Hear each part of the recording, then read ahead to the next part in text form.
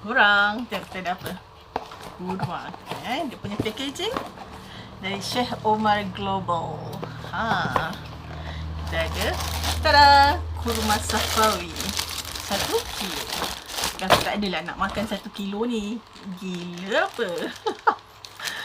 So kita rasa 1-2 biji, okay? Dalam dia.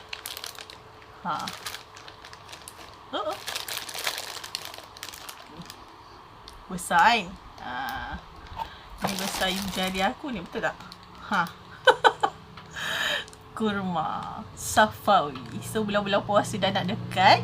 Yang mana tak ganti puasa lagi tu, korang boleh belilah kurma Safawi ni. Besar. Aku suka kurma yang macam ni. Dia tak lembut dan tak keras sangat. So kita rasa Bismillahirrahmanirrahim.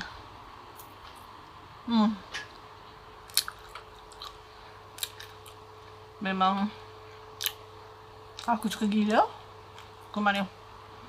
Satu lagi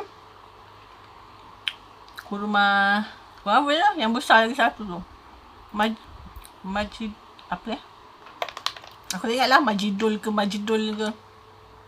tapi kurma tu pun sedap, isi banyak, tak lembik sangat, manis je, sedap.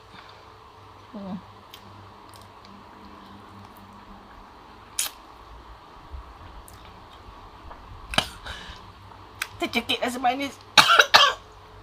Oh, sedap.